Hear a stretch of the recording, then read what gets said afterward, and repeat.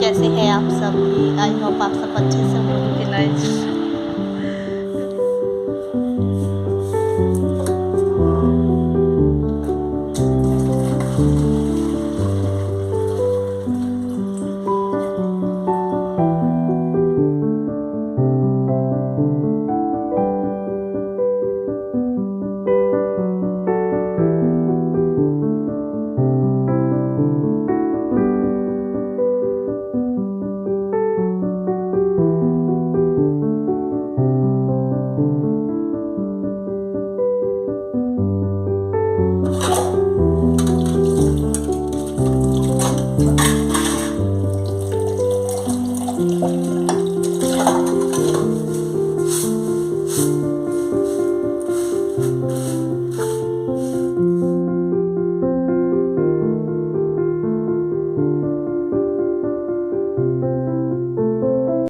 Hello everyone, कैसे हैं आप सब। आई होप आप सब बहुत अच्छे से होंगे और अपने घर के कामों में व्यस्त होंगे। तो ये हो रहा है अर्ली मॉर्निंग का टाइम। 22 जुलाई का दिन है, सैटरडे का दिन।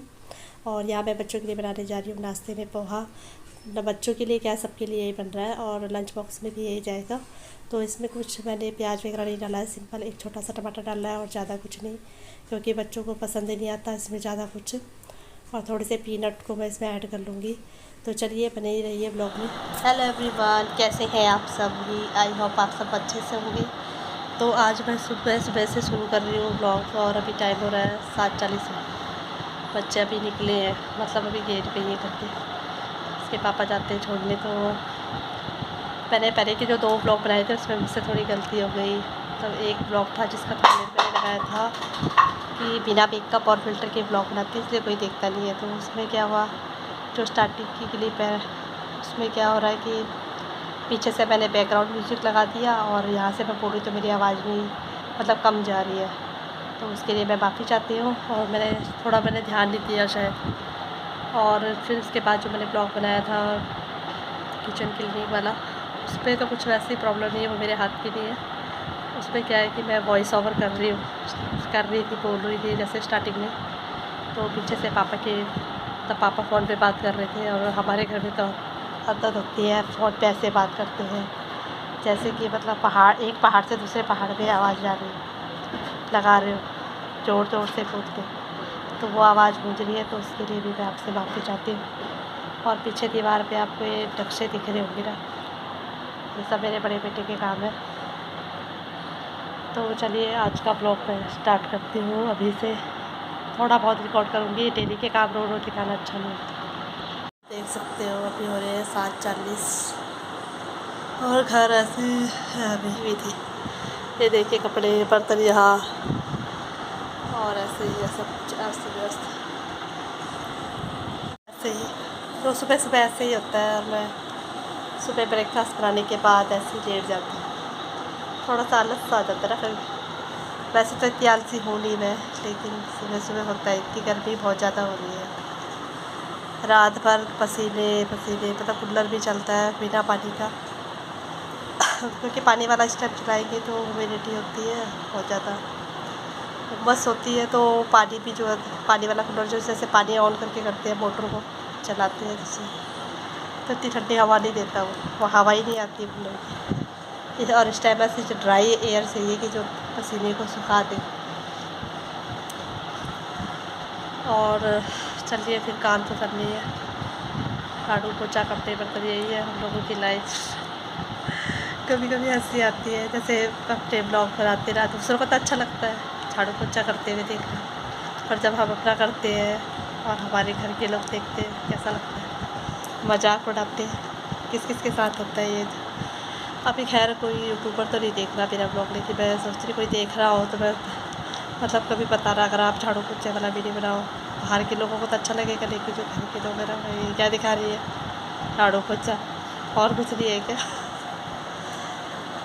चलिए, तो इतनी बातें कर ली आपसे, फिर मिलते हैं थोड़ी देर में। बाय।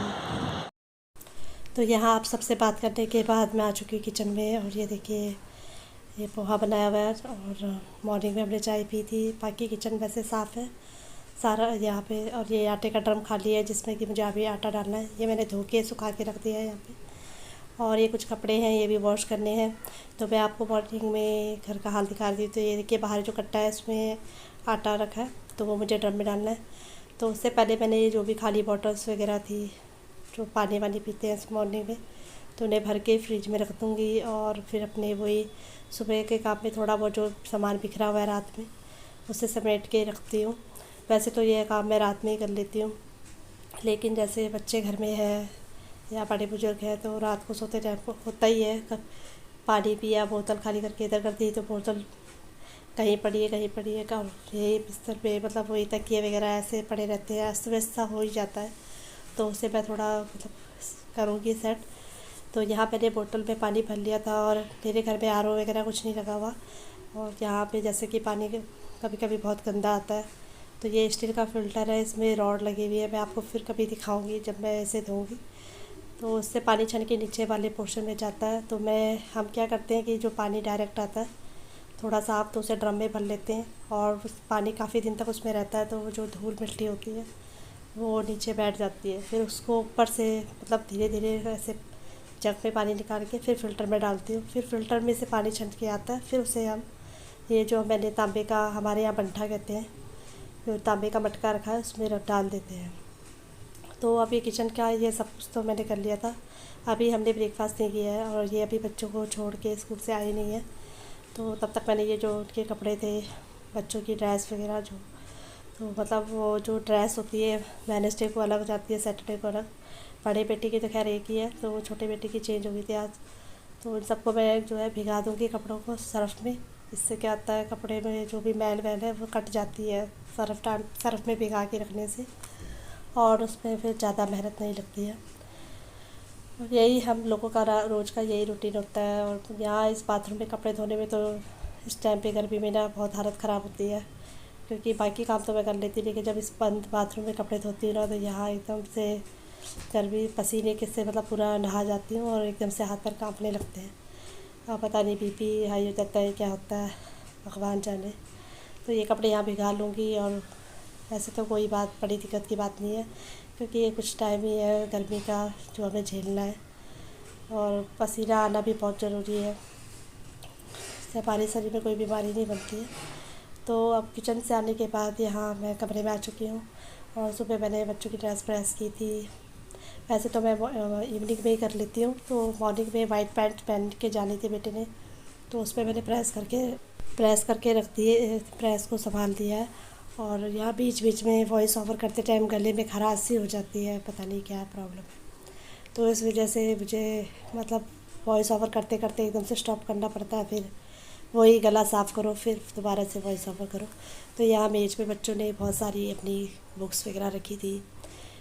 बच्चे तो कभी इसको मेंटेन नहीं करते हैं, लेकिन मैं इसे थोड़ा सा साफ़ कर लूँगी और फिर आगे के काम करूँगी। तो बने रहिए ब्लॉग में।